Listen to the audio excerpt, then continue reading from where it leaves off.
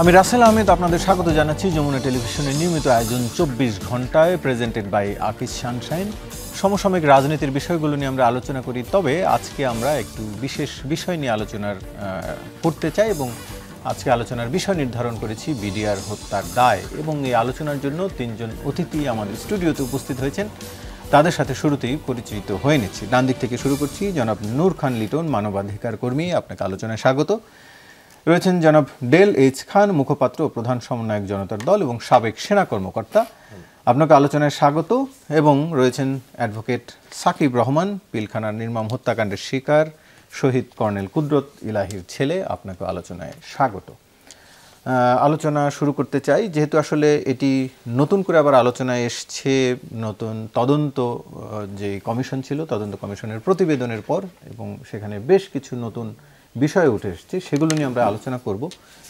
একটু শুরুতে অ্যাডভোকেট সাকিব রহমান, একটু আপনার কাছ থেকেই জানতে চাই, আসলে ঘটনাটা বেশ অনেক বছর হয়েছে, পার হয়েছে, একটু আপনার কাছে আসলে জানতে চাই, যেহেতু আপনি একদম সরাসরিভাবে ভুক্তভোগী, আপনার পরিবার ভুক্তভোগী, আপনি আসলে তখন নিশ্চয়ই আপনি ছাত্র বা শিক্ষার্থী অবস্থায় ছিলেন, আপনারা ঘটনার এই ভয়াবহতাটা কখন জানতে পারলেন, আপনি ব্যক্তিগতভাবে কখন জানতে পারলেন? জি, ধন্যবাদ। সে সময় আমি ব্র্যাক ইউনিভার্সিটিতে পড়ি এবং একেবারে সেকেন্ড সেমেস্টার, এবং ব্র্যাক ইউনিভার্সিটির একটা ক্যাম্পাস আছে সাভারে, সেখানে একটা সেমেস্টার করতে হয়। তো সেই সময় আমি প্রতিদিনের মতোই সকালবেলায় উঠেছি, সেই ক্যাম্পাসে আমি ছিলাম তখন, প্রতিদিনের মতোই সকালবেলা উঠেছি। হঠাৎ করে 10টা সাড়ে 10টার দিকে বোধহয় মোটামুটিভাবে এটা আমাদের কানে আসে যে একটা ঝামেলা হচ্ছে পিলখানায়। তখন আমরা যেই প্রথমে পারসেপশনটা অনেকটা এরকম ছিল যে একটা আর্মি ভার্সেস বিডিআর এই ধরনের একটা কোনো ঝামেলা হচ্ছে। তবে প্রথম দিকে আমরা যেটা বুঝতে পেরেছি সেটা হচ্ছে maybe it's a ransom situation, যেখানে কিনা অফিসারদেরকে আটকে রেখেছে এবং আটকে রেখে তারা কিছু দাবি করবে এবং সেই দাবিগুলো করবার পরে অফিসারদেরকে ছেড়ে দিবে। মানে এটা একেবারেই ইমাজিন করার মতো ছিল না যে এভাবে নির্মম হত্যাকাণ্ড আসলে হবে। এবং আমার বাবা খুবই নতুন, মানে 1 মাসও হয়নি পিলখানায়, 1 মাসও হয়নি বিডিআরে পোস্টিং হয়েছিল। তবে আস্তে আস্তে যতক্ষণ সময় যাচ্ছে, আমি আমার বাবাকে একটা ফোন করেছিলাম, সেটা সাড়ে 10টার দিকে, এবং তখন প্রথমে একবার ফোন বাজলো, এরপরে আর ফোন বাজেনি। এর পরবর্তী আস্তে আস্তে যখন কিনা দেখা যাচ্ছে যে আমরা আসলে কোনো কটার দিকে বলছিলেন? সাড়ে 10টার দিকে। জি, প্রথমে ফোন বেজেছে, তারপর আর কোনো কন্ট্যাক্ট হয়নি। ইনফ্যাক্ট আমার ফ্যামিলির সাথে আর কোনো কন্ট্যাক্টই তার হয়নি।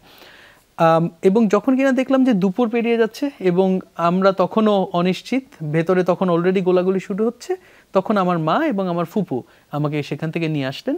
এরপর আমরা ঢাকায় আসলাম, আমার দাদার বাড়িতে উঠলাম, এবং তারপরে আসলে যেই দিনগুলো আর কি, এটা আমি মনে হয় মানে শব্দে আমি আসলে ডিসক্রাইব করতে পারবো না। ভেতরে যে আমরা হয়তো তখন খবরের মাধ্যমে জানছিলাম বা বিভিন্নভাবে তথ্য জানছিলাম, ভেতরে হয়তো আপনারা কেবল আপনার পরিবারে, কিন্তু এতটা এই যে 57 জন কর্মকর্তা বা সপরিবার সহ 74 জন নিহত, সেটি কি আপনারা অনুধাবন করতে পারছিলেন, বা ভেতরে এতটা ম্যাসাকার অবস্থা হতে যাচ্ছে? না, আমরা অনুধাবন করতে পারছিলাম না আনটিল এন্ড আনলেস আমরা আসলে আমি আমার যতটুকু পার্সোনালি মনে আছে সেটা হচ্ছে যে প্রথমেই বোধহয় আমরা জানতে পারলাম যে ডিজি জেনারেল শাকিলকে হত্যা করা হয়েছে। এটা একদম প্রথম নিউজ ছিল। তার পরবর্তীতে যেটা হলো সেটা হচ্ছে যে ম্যানহলের থেকে 2টা লাশ আসলো, একটা কর্নেল মুজিবের আর একজন কর্নেল এনায়েতের বোধহয়। তারপরের থেকে আমরা ভয়াবহটা বুঝতে পারছিলাম আর কি, যে যেখানে কিনা আসলে বাইরে লাশ চলে এসছে, কারণ তারা ম্যানহোল দিয়ে ফেলেছে এবং সেটা বোধহয় আপনার ওই বেরিবাদের ওখানে উঠেছে। তারপরে আমরা বুঝতে পেরেছি যে না, ভেতরে গোলাগুলি হচ্ছে এবং আমরা একেবারে অনিশ্চিত যে আমার বাবা অথবা বাকি অফিসারদের কি অবস্থা, এবং ভেতরে যে সমস্ত পরিবারবর্গ ছিল সেই বিষয়ে তখনও আমরা অনিশ্চিত যে এনাদেরকে কি মেরে ফেলবে, এনারা কি আছে, এনারা কোথায় আছে, এই বিষয়টা আমরা একেবারেই জানতাম না যতটুকু টেলিভিশনে। আরেকটা বিষয় আমি একটু আপনার কাছে জানতে চাই, যে হয়তো যখন ঘটনা ঘটে তখন হয়তো অনেকটা বুঝতে পারা যায় না, কিন্তু এখন ঘটনার পরে বা তদন্তের পরে কি এমন কোনো ঘটনা আপনাদের রিকল হয় যে হ্যাঁ এটি একটি ষড়যন্ত্র ছিল বা সেরকমের কারণেই এটি আমার পরিবারের সাথে ঘটেছিল বা আমার বাবার সাথে, বা এরকম কিছু একটা কোনো ঘটনা কি আপনার এরকম মনে হয়েছিল? এই ধরনের ঘটনা আমাদের কখনোই মনে হয়নি, কারণ এর মূল কারণটা হচ্ছে যে বিডিআর এর যেই সমস্ত সৈনিক ছিল, বিডিআরের জওয়ান যেটা ছিল, তাদের সঙ্গে অফিসারদের সম্পর্ক আসলে খুব অন্যরকম ছিল, যার কারণে দেখা যাচ্ছে যে এমন কোনো ক্ষোভের তৈরি হওয়ার কোনো কারণ নেই যেখানে কিনা এই ধরনের নির্মম হত্যাকাণ্ড। তখন তো প্রচার হয়েছিল উল্টো উল্টো আকারে। তো সেই সময় প্রচার হয়েছিল, সেই সময়ে যারা কিনা প্রচার করেছে, পরবর্তীতে আমরা দেখেছি যে তদন্ত কমিশন বোধহয় তাদের নাম একটা তালিকা দিয়েছে এই বিষয়ে, পরবর্তীতে হয়তোবা যে কোনো ধরনের অ্যাকশনই হোক না কেন আর কি, পরবর্তীতে হয়তোবা নেওয়া হবে। তবে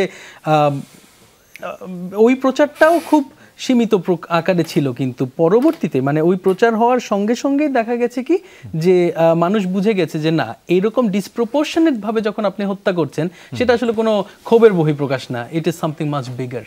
জি, ডেলিজ খান, একটু আপনার কাছে আসতে চাই। আপনি সাবেক সেনা কর্মকর্তা এবং এই ঘটনার সেই 2009-এর পরে এত বছর পরে আবার নতুন করে একটি কমিশন করতে বাধ্য হলো বলা যায়, যেহেতু এই ঘটনা নিয়ে অনেকের সন্দেহ ছিল বা অনেক রাজনৈতিক মহলে আলোচনা ছিল, এবং সেই নতুন তদন্ত কমিশন যে রিপোর্টটি দিয়েছে সেখানে রাজনৈতিক সংশ্লিষ্টতার কথা বলা হচ্ছে, ব্যক্তি সংশ্লিষ্টতা, এমনকি ইন্টারন্যাশনাল সংশ্লিষ্টতার কথাও বলা হচ্ছে। একটু আপনার কাছে জানতে চাই, তো কমিশনের সভাপতি এই প্রতিবেদন দেওয়ার পরে একটি মন্তব্যে তিনি বলছিলেন, সেনাবাহিনীকে দুর্বল করতে, ক্ষমতা টিকিয়ে রাখতে বিডিআর হত্যাকাণ্ডের ঘটানো হয়েছিল।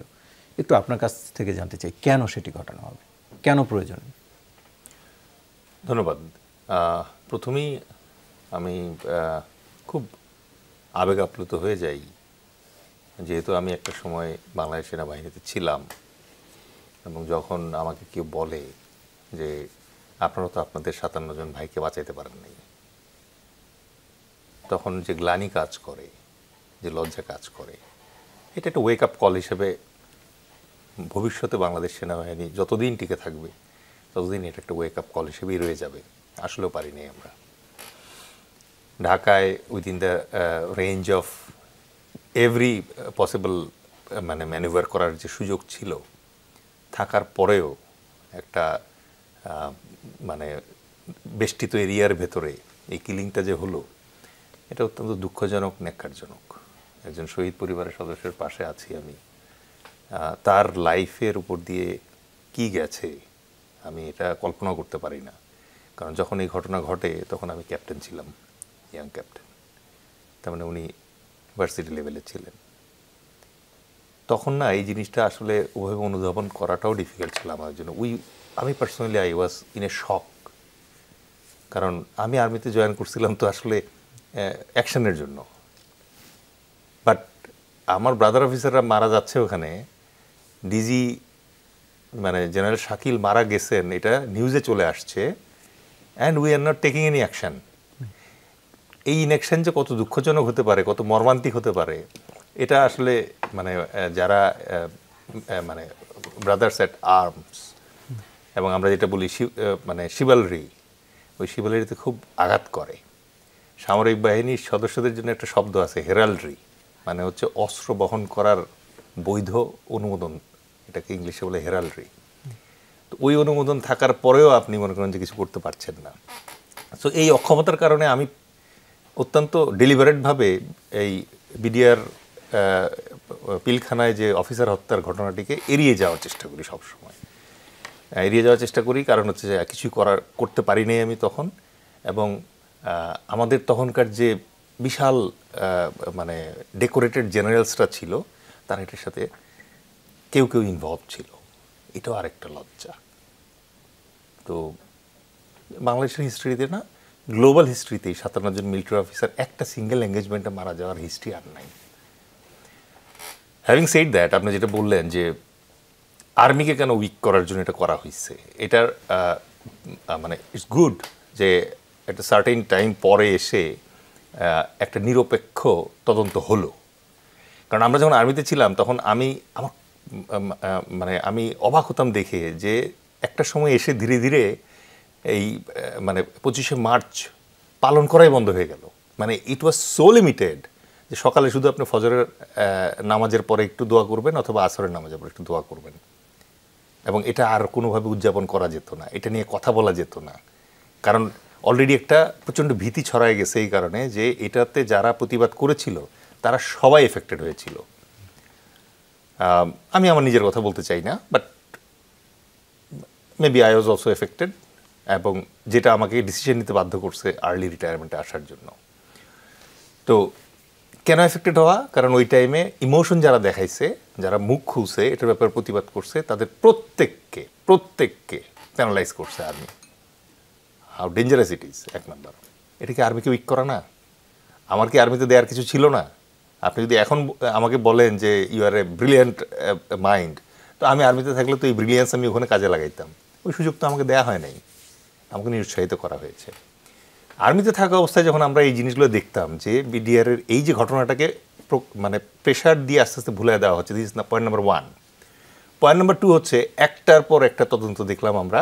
প্রথম তদন্ত ব্রিগেডিয়ার জেনারেল হাসান নাসির, আমি তার স্টাফ ক্যাপ্টেন ছিলাম, আমি কাছ থেকে দেখছি জিনিসটা একটা পর্যায়ে যাওয়ার পরে স্টপ হয়ে গেল, নোট অফ ডিসেন দিয়ে উনি সরে যেতে বাধ্য হলেন। নেক্সট আস্তে আস্তে এই জিনিসটা কোথায় চলে গেল? জাহাঙ্গীর স্যার হয়ে আস্তে আস্তে আব্দুল কাহার আকন্দ তার কাছে চলে গেল। সে তো পুরো জিনিসটাই টপসি-টার্ভি করে দিল, মানে পুরো জিনিসটাই ঘুরে গেল। আই রিয়েলি ফিল পেইন যে এই যে বিচারের যে প্রহসন, এই প্রহসনের ভিতরে এতগুলা বিজিবি সদস্য যারা আছে, তারা যে দিনের পর দিন তাদের জেইলে থাকলো, একটা অপরাধ প্রমাণিত হওয়ার পরে তারপর শাস্তিটা পেলে পরে কিন্তু একটা মানসিক ইয়ে থাকে, স্যাটিসফ্যাকশন থাকে। আচ্ছা, এখন এসে আপনি এই দীর্ঘ সময় পরে যখন এই জিনিসগুলো প্রমাণ হলো যে পুরো বিচারটাই প্রহসন ছিল, তখন আসলে কতটা অক্ষমতার কষ্ট পাই আমরা, এটা সহজেই অনুমেয়। এবার আসেন যে আপনি যে প্রশ্নটা করছেন, আমি ঘন্টার পর ঘন্টা কথা বলে এটা এক্সপ্লেন করতে পারবো যে why it was A delivered attempt two weaken Bangladesh army. কারণ একটা শক্তিশালী আর্মি কার জন্য মানে থ্রেট?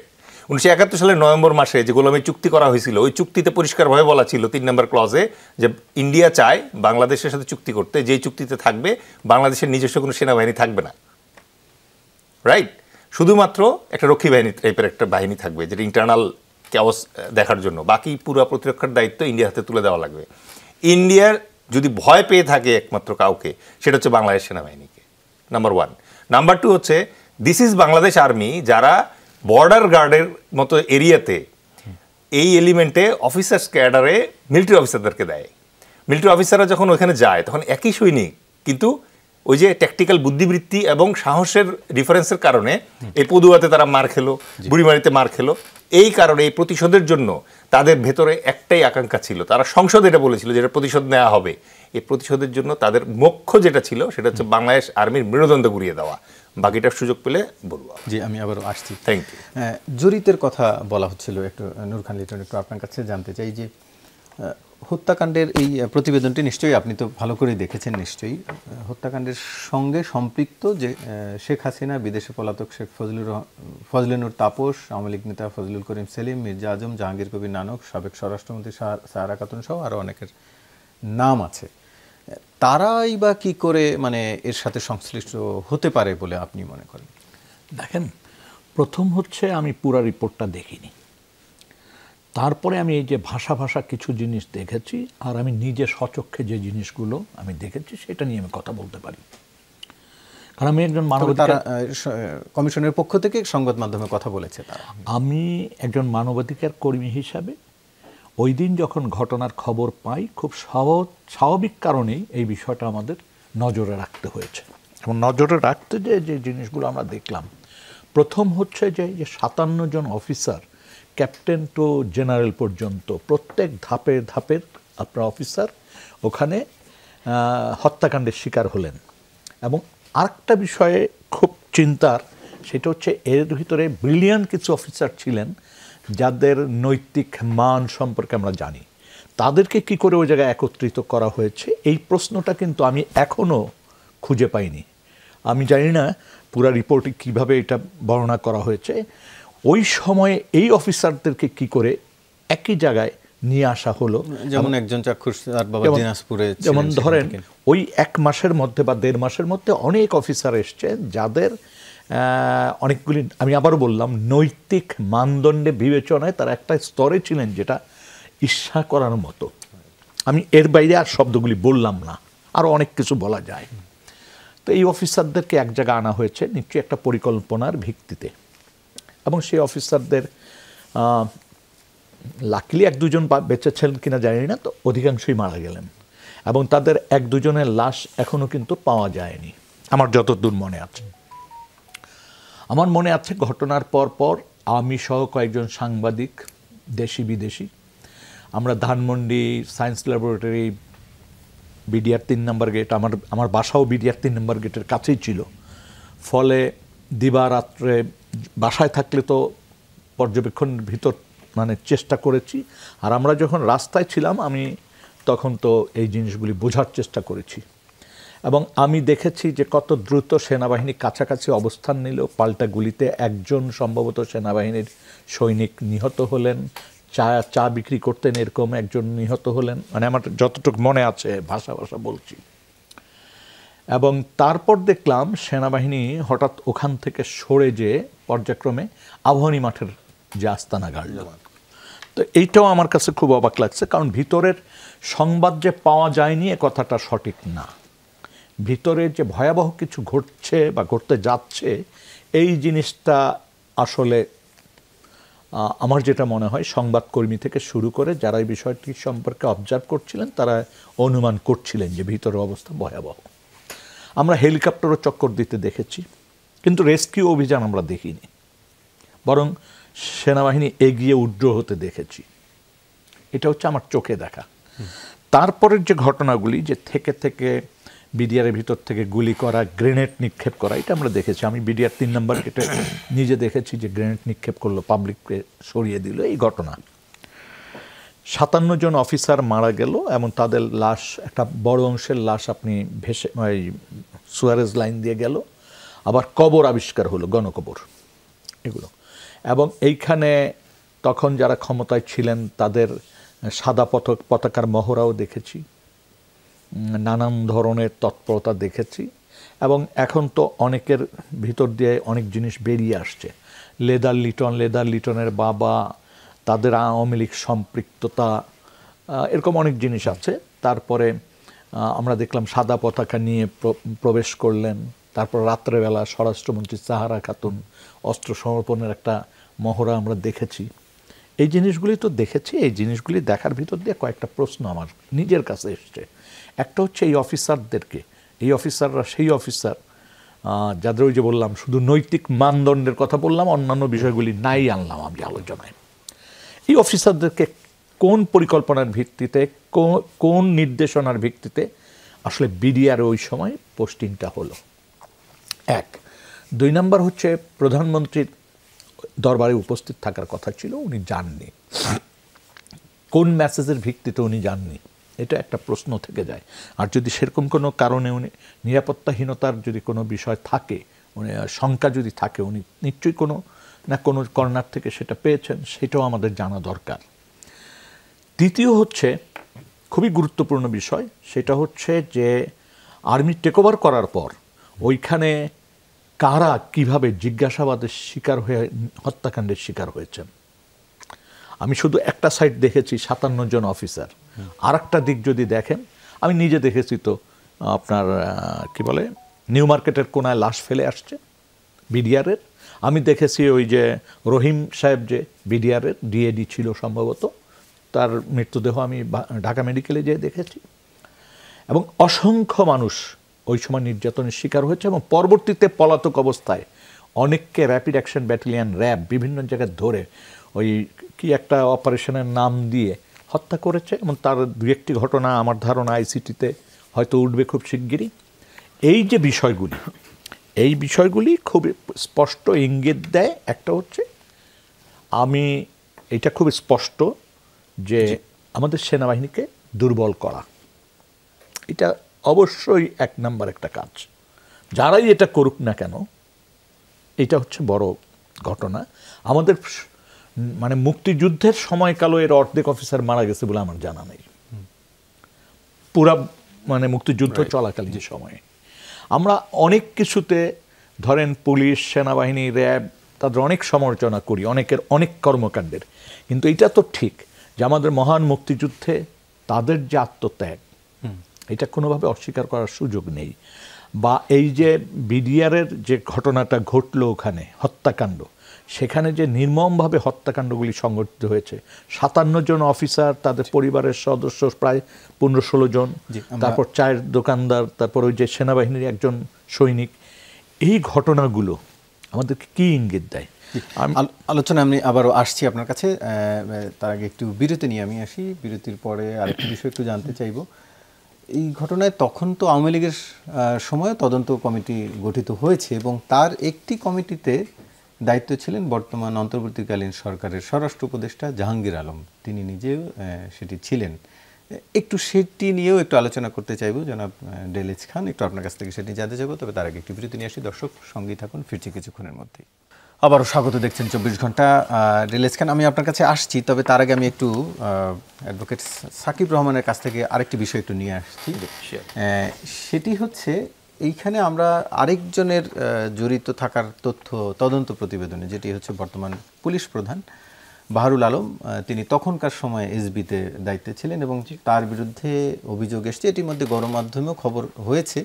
একটি কপি আমাদের হাতে, যদিও এটি হুবহু তদন্ত প্রতিবেদনের কপি কিনা আমরা সেটি জানি না, তবে তিনি স্বীকার করেছেন যে তার বিরুদ্ধে যে অভিযোগ এসছে বাকি সিদ্ধান্ত সরকারের, সরকার কি করবে তার বিষয়ে সেই সিদ্ধান্ত।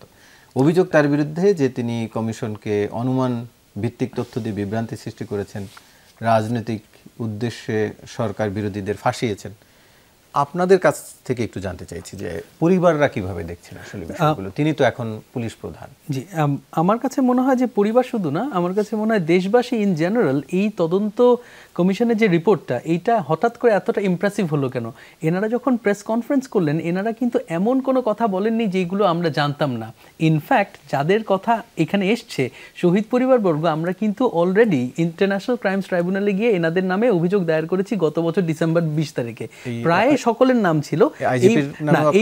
এই ভদ্রলোকের নাম খুব সম্ভবত আমরা এতটা ডেপথে তো আর ঢুকতে পারিনি। সেই সময় আমরা পরিবারবর্গ থেকে যে সমস্ত জিনিস শুনেছি ওগুলো অনুসারে আমরা কমপ্লেনটা ফাইল করেছি। এখন এনাদের নাম এসছে, এনাদের এই তদন্ত যে রিপোর্টটা, এটা আইসিটি দেখবে। পরবর্তীতে আইসিটি যদি মনে করে এটা ক্রাইম সেকেন্ডস হিউম্যানিটি ডেফিনেশনে পড়ে, তাহলেই আসলে তারা বেসিক্যালি প্রসিকিউট করবে। এখন এই তদন্ত কমিশনের যে ইমপ্রেসিভ ব্যাপারটা আমার কাছে ছিল একদম ইনিশিয়ালি, হঠাৎ করে সকলের কাছে, সেটা হচ্ছে যে এনারা দুইজনের নাম এখানে নিয়ে এসছে যারা অত্যন্ত ইনফ্লুয়েন্সিয়াল এবং এই মুহূর্তে ইনফ্লুয়েন্সিয়াল পজিশনে আছে। এবং একজন হচ্ছে গিয়ে আইজিপি এবং আরেকজন হচ্ছে গিয়ে home adviser. Home adviser because of his position, যখন কিনা আর্মি তরফ থেকে যে তদন্ত কমিশনটা ইয়েটা হয় তখন ওটার হেড উনি ছিলেন। এবং ইন্টারেস্টিং ব্যাপারটা আপনি চিন্তা করে দেখেন যে এনারা যেই সিকিউরিটি প্রোটোকলের আন্ডারে আছে সেটা হচ্ছে গিয়ে এনারা এই দুজন দেয়। তো যার কারণে এটা নিঃসন্দেহে একটা সাহসী উদ্যোগ বলে সকলে মনে করেছে। এখন এই আইজিপি সাহেবের কী ধরনের ইনভলভমেন্ট সেই সময় ছিল সেটা আমার জানা নেই, তবে এটা সত্য যে বাকি যেই সমস্ত মানুষের নাম দিয়েছে এবং তাদেরকে প্রসিকিউট করা হবে অতি দ্রুত, মানে এটাই তো আশা করছি আমরা, প্রসিকিউট করবে। এবং এই কারণে আমরা চাইছি যেন কিনা তদন্ত এই যে রিপোর্টটা পাবলিক হয়ে যায়। সেই সময় প্রসিকিউশন একটা লম্বা ইয়ের প্রসেস হবে, সেটা লিগাল প্রসেস হবে, কারণ they would have their own lawyers as well, এনারা তো তাদের আইনজীবী নিবে। তো সেইখানে আইজিপির বিষয়টা আসলে কি করে দেখা হবে এটা এখনো আমরা বলতে পারছি না আর কি, যে এটা কি উনি কি ওই মুহূর্তের জন্য ওনাকে কি সরিয়ে দেওয়া হবে, তাহলে সেই ক্ষেত্রে আইজিপি কি অ্যাক্টিং আইজিপি হবে, নাকি সে আইজিপি থাকা অবস্থায় he is going to be fighting in the court আর কি, সেটা খুব রহস্যময়। তবে আমার কাছে মনে হয় একেবারে ব্যক্তিগত আমার ইয়েটা হচ্ছে যে যদি কিনা একান্ত এই ধরনের একটা জিনিস হয়, ইট উড বি অনারেবল উনি যদি আসলে স্বেচ্ছায় রিজাইন করেন। স্বেচ্ছায় রিজাইন করেন সেটার কথা বলছেন। একটু ডেলিজ খান, আপনার কাছ থেকে জানতে, যেটি বলছিলাম যে স্বরাষ্ট্র উপদেষ্টা এখনকার তিনি তখন আর্মির একটি তদন্ত কমিটির দায়িত্বে ছিলেন, পাশাপাশি জনাব বাহারুল আলম তার নামও এসছে। আজকে আরেকটু আপনার সাথে যুক্ত করি, বিএনপি নেতা নাসিরউদ্দিন আহমেদ পিন্টুর হত্যার সঙ্গে জড়িত থাকার অভিযোগে আইজিপি বাহারুল আলমকে অপসারণ ও বিচারের দাবিতে বিক্ষোভ মিছিল করেছে তার সমর্থকরা। আজকে সেটি হয়েছে ঢাকায় এবং তারা পরে স্মারকলিপিও দিয়েছে। একটু আপনার কাছে জানতে চাইছি। ধন্যবাদ। দুজন দায়িত্বশীল ব্যক্তির বিরুদ্ধে এই অভিযোগ। রাইট, প্রথমে হচ্ছে যে আমি আসলে specifically I need to go through যে জেনারেল জাহাঙ্গীরের এগেইনস্টে স্পেসিফিক অ্যালিগেশনটা কী এবং গ্রাউন্ডটা কী for making a poor investigation report, এটার জন্য আসলে পানিশমেন্ট কী। তার আগেও প্রশ্ন যেটা, সেটা হচ্ছে যে এই কমিশনের রিপোর্ট কি কোনো চার্জশিট? এই বর্তমান কমিশন না, এটি বোধ হয় সেটি নিয়ে আমি একটু আসবো আলোচনায়। It's a report only. এই রিপোর্টের এগেইনস্টে তার মানে there should be someone who will file a case, যেটার এভিডেন্স হিসেবে এই রিপোর্টটা কাজ করবে ওই জায়গায়। সো দীর্ঘসূত্রিতা রয়ে গেছে এই জায়গায়। জেনারেল জাহাঙ্গীরের এগেনস্টে অথবা যে কারো এগেনস্টে যদি এখানে কোনো কমপ্লেইন থাকে, দিস মাস্ট বি অ্যাড্রেসড। এটাতে কোনো সন্দেহ নাই যে তখন কেউ একজন সুবিধা পেয়েছে অথবা পায়নি, অথবা তখন সে যদি কোনো ব্যত্যয় অথবা বিচ্যুতি করে থাকে, আর এখন যদি সেটা উদ্ঘাটিত হয়, তাহলে তাকে শাস্তি দিতে তো আসলে কোনো সমস্যা নাই, সে প্রাপ্য। একই কথা খাটে হচ্ছে আইজিপি ভদ্রলোকের ক্ষেত্রেও। যদি উনি তখন কোনো ধরনের ব্যত্যয় অথবা বিচ্যুতি করে থাকেন, অথবা কোনো ধরনের প্রিভিলেজ নিয়ে থাকেন অথবা দিয়ে থাকেন, যদি উনি তখন কোনো ধরনের ব্যত্যয় অথবা বিচ্যুতি করে থাকেন, অথবা কোনো ধরনের প্রিভিলেজ নিয়ে থাকেন অথবা দিয়ে থাকেন, এটা যদি অকাট্যভাবে প্রমাণ হয়, তাহলে অবশ্যই উনি শাস্তিযোগ্য অপরাধ করেছেন, এবং যদি কগনিজেবল অফেন্স হয় তাহলে ওই শাস্তির মাত্রা অনুযায়ী হবে। ভয়টা কোথায়? ভয়টা হচ্ছে আমরা পলিটিসাইজ করে ফেলতেছি ব্যাপারটাকে। ঠিক আছে, জেনারেল জাহাঙ্গীর এই মুহূর্তে স্বরাষ্ট্র উপদেষ্টা, আইজিপি আছেন এই জায়গায়, তাদের নাম এই তদন্তে উঠে আসার মানেই তো হচ্ছে যে তাদের এগেইনস্টে কোনো ধরনের হিনিয়াস মানে অফেন্স এর পেছনে তারা আছেন কি না সেটা তো অকাট্যভাবে প্রমাণিত না। তাহলে এটাকে বারবার সামনে কে নিয়ে আসতেছে? এবং আপনার প্রশ্নের দ্বিতীয় অংশ যেটা, সেটা তো আরও সন্দেহের উদ্রেক করছে যে বিএনপির একজন নেতার হত্যার সাথে যদি এটা সংশ্লিষ্টতা থাকে, এই বিএনপি নেতা তো পিলখানার ভেতরে ছিলেন না, তাহলে এখন কেন প্রাসঙ্গিক হচ্ছে এটা? তার মানে এই জায়গাটাতে আমাদেরকে নির্মোহভাবে তাকাতে হবে। ডক্টর মোহাম্মদ ইউনূসের আন্ডারে এসে আমরা অ্যাটলিস্ট এই একটা চান্স পেলাম যে একটা নিউট্রাল তদন্ত দেখার সুযোগ পেলাম এবং একটা রিপোর্ট পেলাম। এটা নির্ভুল আমি এই দাবি করছি না, এটা কখনো সম্ভব না, কিন্তু এইটা অ্যাটলিস্ট নিরপেক্ষ, এইটুকু আমরা আশা করতে চাই এই জায়গায়। তো ওই নিরপেক্ষতায় যদি কোনো গ্যাপ থাকে, সেই গ্যাপটা পরবর্তীতে ফিল আপ করার চেষ্টা করা হবে। কিন্তু একটা জিনিস আপনার মাথায় রাখতে হবে, 2009 সালে সংগঠিত একটা ব্যাপক অপরাধ যেটা আছে, সেই অপরাধের এভিডেন্স চলে গেছে, এখানে যারা আসামি ছিল তারা পালিয়ে গিয়েছে, কেউ কেউ মুখোশ চেঞ্জ করে অলরেডি অ্যাবজর্বড হয়ে গেছে। আমাদের শহীদ পুত্র মানে আমাদের সহ আলোচক যিনি বললেন যে তাদের অনেকে এখন আমাদের আশেপাশে বসবাসও করছে অন্যরকম মুখোশ লাগিয়ে, হয়তো এইবার তদন্ত থেকে নাম বেরোয় আসলে পরে তাদের মুখোশটা খসে পড়বে। তো এটা বিচার্য বিষয়। আমি বরং আপনার এখান থেকে যে জিনিসটা ড্র করতে চাই সেটা হচ্ছে যে আমরা কি শিখলাম এটা থেকে, আর্মি কি শিখলো এটা থেকে। ইন ফিউচারে যদি আবারও এরকম একটা সিচুয়েশন ঘটে, তখন কি আর্মি এবং আর্মির অফিসাররা একই কাজ করবে, নাকি এবার বেটার কিছু করতে পারবে? আমি আমার ক্যারিয়ারের যে কয়দিন বিডিআর বিদ্রোহের পরে চাকরি করে আসছি, আমি একদিনও দেখি নাই যে পিলখানায় যদি এরকম ঘটনা আরেকবার ঘটে, এই রেস্কিউ অপারেশন কীভাবে হবে এটা নিয়ে কোনো মহড়া আমরা কখনো করি নাই। আমরা শেখারই চেষ্টা করি নাই যে কেন এটা হয়েছে, 57 জন অফিসার যে মারা গেল, এখান থেকে লেসন লার্ন কি, এটা তো প্রত্যেকটা অফিসারকে পড়ানো উচিত, শেখানো উচিত যে পিলখানায় যদি নেক্সট টাইম আবার এরকম ঘটনা ঘটে, অথবা পিলখানার মতো অন্য কোথাও যদি ঘটে, how the rescue operation will happen, chain of command কীভাবে অ্যাক্ট করবে এই জায়গায়। আবার কি আমরা কোনো একটা প্রধানমন্ত্রীর দিকে তাকায় থাকবো যে 6 বছর রয়্যাল ট্রেনিং পেয়ে এসে বাংলাদেশে আসছে এবং রয়্যাল প্রেসক্রিপশন অনুযায়ী, ইন্ডিয়ার চাহিদা অনুযায়ী বাংলাদেশ আর্মিকে মেরুদণ্ড ঘুরিয়ে দেওয়ার জন্য 7 জন অফিসারদেরকে একত্রে হত্যার পরিকল্পনার সাথে সক্রিয়ভাবে যিনি সংশ্লিষ্ট এই জায়গায়, যেখানে তার অফিসে চা খাওয়ার জন্য 7 জন না 8 জন ডিডি গেল, উনি জিজ্ঞেস করতে ভুলে গেছে যে জেনারেল শাকিল কি বেঁচে আছে না মারা গেছে। উনি কীভাবে এটা মানে ভুলে যান? আপনি নেগোসিয়েশন করতে আসছেন আমার অফিসে, আমি তো ফার্স্ট জিজ্ঞেস করবো মানে যাদেরকে আপনারা আটকাইছেন ওই জায়গায়, তাদের ভিতরে কয়জন বেঁচে আছে, কয়জন মারা গেছে। উনি যদি জিজ্ঞেস করে তখন অবশ্যই জানছেন জেনারেল মানে শাকিল যে মারা গেছে, এটা তো সকালবেলা ইন্ডিয়ান টিভিতে আসছে না।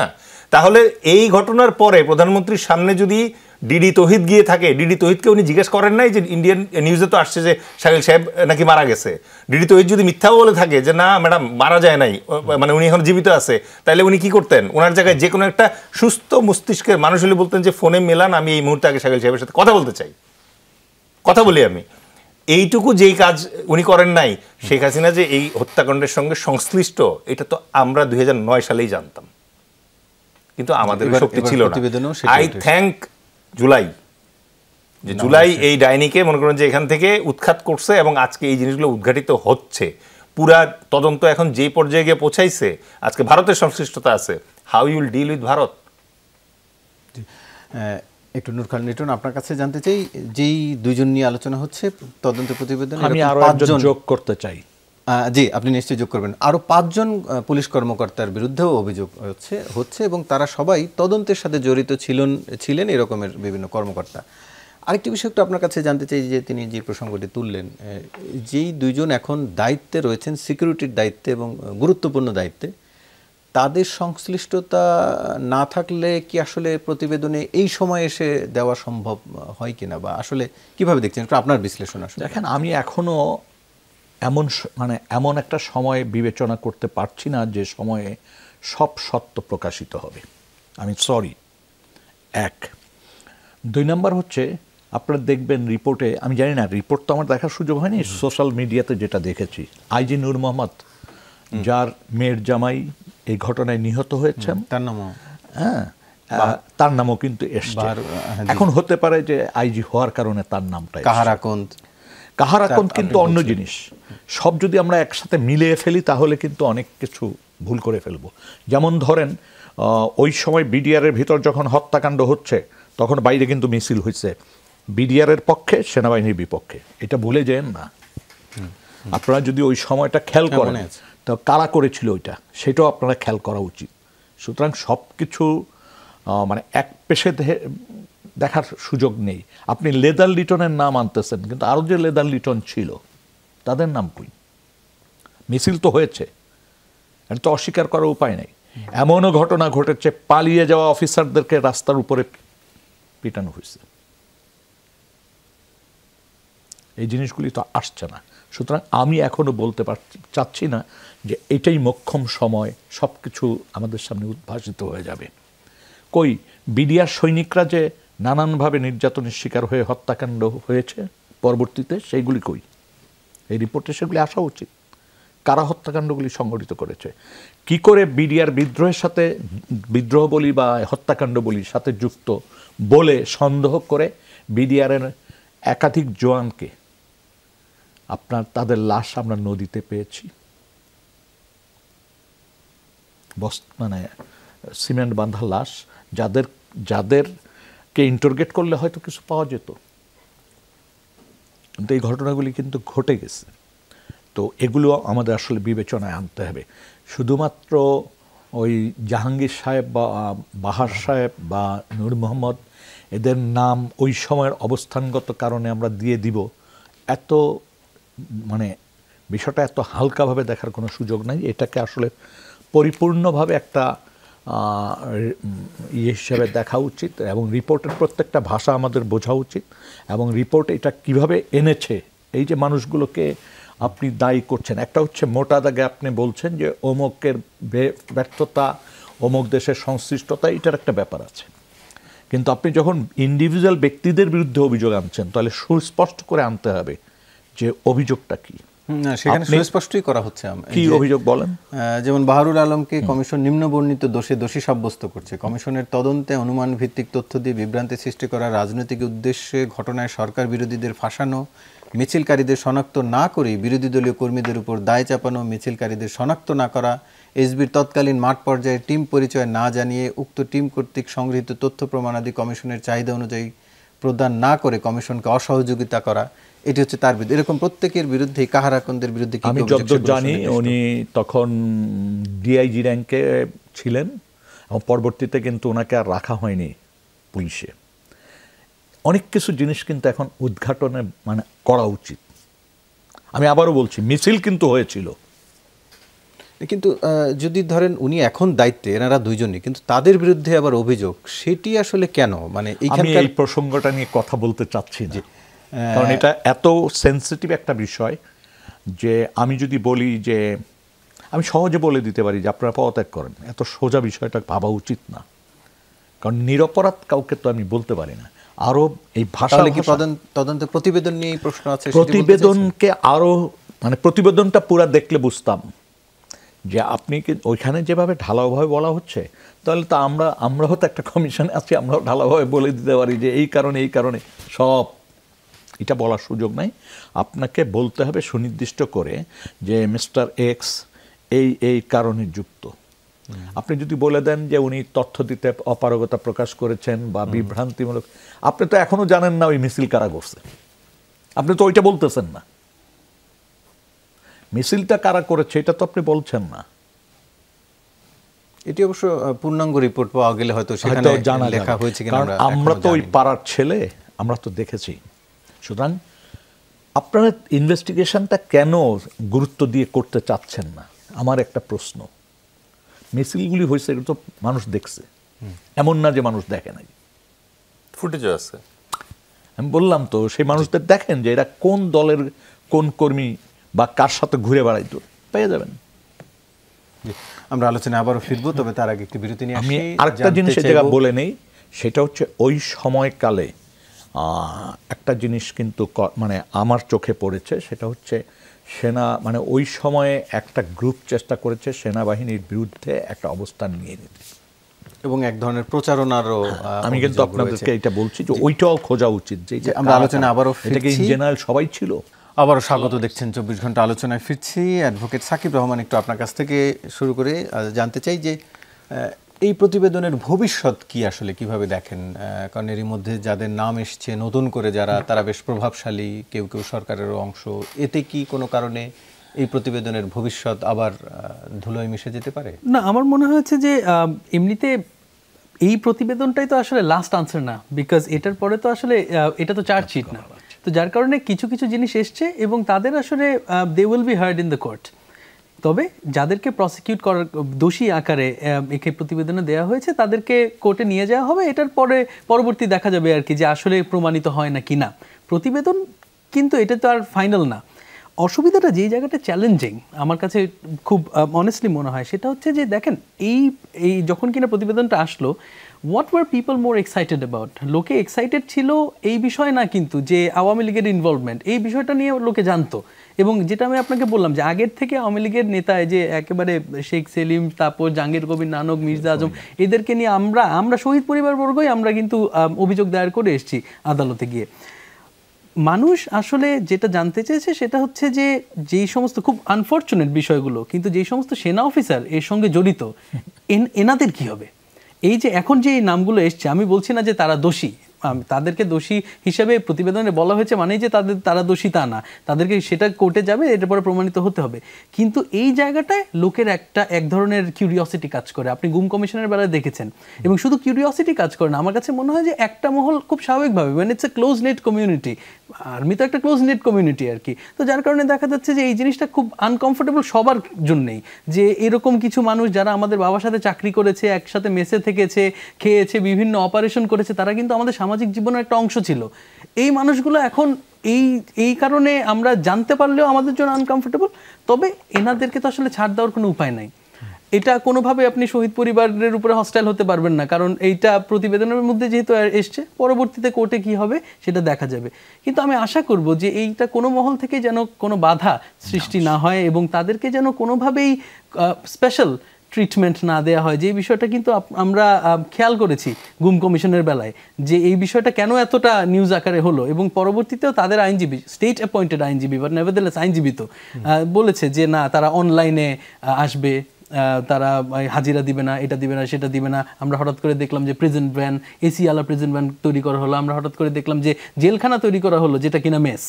এখন মনে করেন এটা ইম্যাজিনিং ইট যে আপনি কাঁটা চামচ দিয়ে জেলখানায় খাবার খাবেন আর কি, সেটা তো আসলে অ্যাবসার্ড। তো যার কারণে আমার কাছে মনে হয় যে law should be equal for everybody. এবং এই বেলায়ও এইটা নিয়ে একটা কিউরিওসিটি কাজ করবে জনসাধারণের মধ্যে, আমি জানি। কিন্তু যেহেতু নাম এসছে, তারা এর পেছনে যে এই ষড়যন্ত্রের অংশীদার ছিল, তারা অংশ ছিল, তো যার কারণে আমার মনে হয় স্পেয়ার করার কোনো সুযোগ আসলে নাই।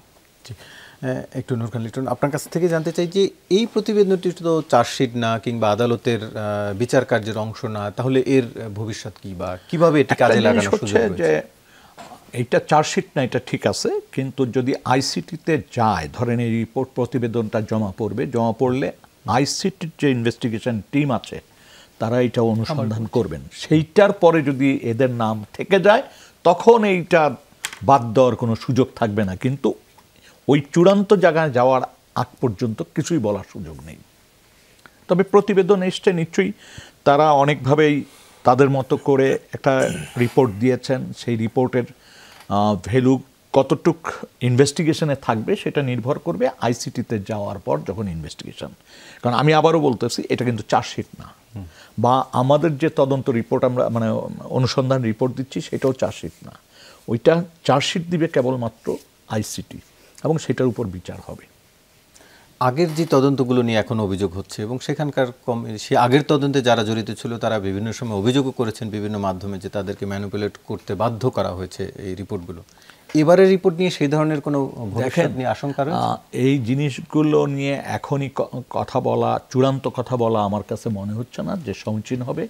কারণ এটা দেখেন এত বড় একটা ঘটনা, অনেক বড় ঘটনা কিন্তু, এবং এই ঘটনায় স্বাভাবিকভাবে আমাদের একটা আকাঙ্ক্ষা ছিল যে এটা পাবলিক হয়ে যাক, সেটা কিন্তু পাবলিক হলো না এখন পর্যন্ত পাবলিক হলো না পুরো রিপোর্টটা। তো এটার ফলাফল কি দাঁড়াবে এটা নির্ভর করবে আইসিটির তদন্ত টিম তদন্ত করার পর, কারণ তখন একটা আইনি প্রক্রিয়া যাবে। এই রিপোর্টটা হয়তো তারা সহায়তা পাবে, এই রিপোর্টের ভিত্তিতে তারা লাইট পাবে যে কোন দিকে আমরা কি করলে কিছু তথ্য পাওয়া যায়। এর বাইরে তো এটার অন্য কোনো মর্যাদা, মানে অন্য কোনো আইনি মর্যাদা থাকবে না, মানে আইনি ভিত্তি থাকবে না। জি, একটু ডিলেজ কেন। তবে একটা জিনিস আরেকটু পরিষ্কার করে রাখতে চাই, মানে এর আগে 3টা কমিটি হয়েছিল, আমি যদি ভুল না করি। ব্রিগেডিয়ার হাসান সাহেবের নেতৃত্বে একটা, তারপরে এখনকার স্বরাষ্ট্র উপদেষ্টার নেতৃত্বে একটা, আরেকটা হচ্ছে আব্দুল কাহার আকন্দ, যিনি পুলিশে মোটামুটি ইনভেস্টিগেশনের ক্ষেত্রে তার নাম শোনা যেত, কিন্তু দুর্ভাগ্য হোক তিনি যে দলীয় পনার ভিতর ঢুকে গেছিলেন তার প্রমাণ হচ্ছে তার নির্বাচনে যাওয়া। এইটার ভিতর দিয়ে ওনার যে একটা ইনভেস্টিগেশনের আর্ট ছিল সেই জিনিসটা কিন্তু আর মানুষ মানে তার উপরে আস্থা রাখতে পারে নাই। আর তার রিপোর্টে তখনই যেভাবে আসছে তাতে পরিষ্কার বোঝা গেছে যে আদিষ্ট রিপোর্ট। অন্য 2টা রিপোর্টের তো জাহাঙ্গীর সাহেবের রিপোর্ট আমার যতদূর মনে আছে যে এটা ওপেন করা হয়নি, মানে সেনাবাহিনী নিজস্ব।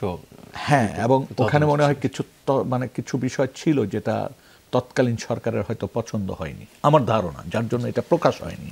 আর হাসান নাসির সাহেব তো নিজেই নোট অফ ডিসেন্ট দিয়ে বেরিয়ে গেছেন। তো আগামীতে এই রিপোর্ট নিয়ে হবে সেটা মানে ডেলিসকেন একটু আপনার কাছে জানতে চাই যে নতুন করে আবার রিপোর্ট এসছে, কারো নাম এসছে, বা এই ক্ষেত্রে আবার নতুন করে মামলার সুযোগ আছে কিনা, বা সেই এই রিপোর্টের এগেইনস্ট অফকোর্স, তাহলে এই রিপোর্টের আলোকে হ্যাঁ অফকোর্স এই রিপোর্টটাতে যে নতুন অ্যাঙ্গেলগুলো রিওপেন হলো, যেমন Indian involvement in this entire issue, তারপর Sheikh Hasina as head of the state, যিনি এই পুরো জিনিসটা মাস্টার মাইন্ড হিসেবে কন্ডাক্ট করলেন এবং এনশিওর করলেন যে যারা কিলার তারা যাতে টাইমলি কিল করে বের হয়ে যেতে পারে, এবং এই কিলিংয়ের পরেও রেমনেন্ট যারা আছে মিলিটারি অফিসার যারা মানে এটার প্রতিবাদ করেছে 15 বছর ধরে 17 বছর ধরে বেছে বেছে তাদেরকে ইয়ে করেছে। আপনি দেখবেন কিন্তু এই রিপোর্টের সাথে ওই আরেকটা রিপোর্ট নিরাপত্তা উপদেষ্টা জেনারেল হাফিজের যেটা রিপোর্ট আছে এদের কিন্তু কানেক্টেড। ওই বিডিআর হত্যাকাণ্ডের যে প্রতিবাদ যারা করেছিল এর বেশিরভাগ অফিসাররাই কিন্তু এই লিস্টের, ওনার তদন্তের লিস্টের, এরা সব বঞ্চিত চাকরি থেকে।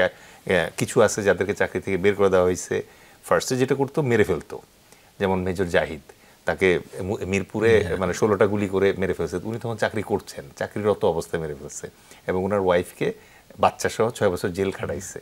ঠিক আছে, উনি রিজাইন করছে তখন। হ্যাঁ, তো এরপরে যেটা আছে সেটা হচ্ছে যে মেজর জিয়া, যিনি এখন পলাতক আছে, ওনাকে ধরেই ফেলছিল, উনি পেন ড্রাইভ আনতে যাওয়ার কথা বলে পালায়া তারপর চলে গেলেন।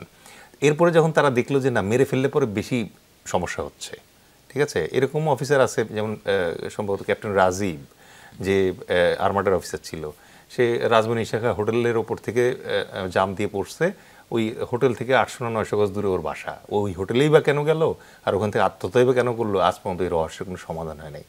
মোস্ট ইম্পর্টেন্টলি ওই টাইমটাতে আর্মি খুব রহস্যময় বিহেভ করতেছিল। যেমন কথার কথা আমি বলি, কর্নেল হাসিন চাকরিরত অবস্থায় তাকে যখন মানে তুলে নিয়ে যাওয়া হইলো এবং গুম করা হইলো, তখন আর্মি তার যে ঊর্ধ্বতন কর্তৃপক্ষ আছে সে কিন্তু এটার এগেইনস্টে কোনো কমপ্লেইন করলো না। বাট আপনি এই ব্যাপারটা অনেকেই বাইরে বোঝে না, সেটা হচ্ছে আজকে আমাদের যমুনা টিভির এই সেটে যে কয়জন লোক আছে, এই মনে করেন যেটা একটা আর্মি ইউনিট, এখানে যদি একটা লোক 1 ঘন্টার জন্য পাওয়া না যায়, সাথে সাথে এটা আর্মি হেডকোয়ার্টারে জানানোর কথা। তাহলে কি এই রিপোর্ট হাসিন সাহেবের এই লস্ট রিপোর্টটা আর্মি হেডকোয়ার্টারে জানানো হয়েছিল? জানানো হলে কী হিসেবে জানানো হয়েছে? কোথায় লস্ট উনি, তার এগেনস্টে কেস কোথায় করা হয়েছিল? সো আমি কনক্লুড করবো এই জায়গায় যেটা দিয়ে, সেটা হচ্ছে যে এই ঘটনাটার ব্যাপ্তি অনেক বেশি। এটা একটা ইন্টারন্যাশনাল পারফেক্ট ক্রাইম এবং এই ক্রাইমের সাথে জড়িত হচ্ছে শেখ হাসিনা। এবং এই ক্রাইমটাকে আমি কেন পারফেক্ট ক্রাইম বলতেছি? বিকজ 17 বছর ধরে এইটার এভিডেন্স আস্তে আস্তে নষ্ট করা হয়েছে এবং এইটার এগেইনস্টে যে ধরনের তদন্ত করা হয়েছে প্রত্যেকটা তদন্ত টেম্পার করা হয়েছে। আমি আইল টেক অ্যানাদার 1 মিনিট, যে কারণে নাম্বার 1 হচ্ছে এখান থেকে শেখার কি আছে। এক নম্বর হচ্ছে আর্মিকে এখান থেকে লেসন নিতে হবে নেক্সট টাইম যাতে এই ঘটনা না ঘটে, ঠিক আছে। 2 নম্বর যাদের লেসন নিতে হবে মিডিয়া, জয় মামুন এবং মুন্নি সাহা, এই দুইজন তখন যে রোলটা প্লে করছে that has agitated the whole situation এবং আমাদেরকে কনফিউজ করছে তখন এই জিনিসটা। এরপর হচ্ছে পুলিশের রোল, ওই টাইমটাতে পুলিশ এবং র্যাব তাদের যে রোলটা প্লে করার কথা ছিল ওটা কেন করতে পারে না এবং ওখান থেকে ওরা কী শিখলো। ফাইনালি আমাদের জুডিশিয়ারি এখান থেকে একটা লেসন নিতে হবে যে ফিউচারে এই ম্যাগনিটিউডের ক্রাইম যদি হয় তাহলে এটা থেকে কীভাবে করা যেতে পারে। আপনাদের তিনজনকে আলোচনা অংশ নেওয়ার জন্য ধন্যবাদ জানাচ্ছি। দর্শক, এই ছিল আজকের 24 ঘন্টার আয়োজন, সাথে থাকার জন্য ধন্যবাদ সবাইকে।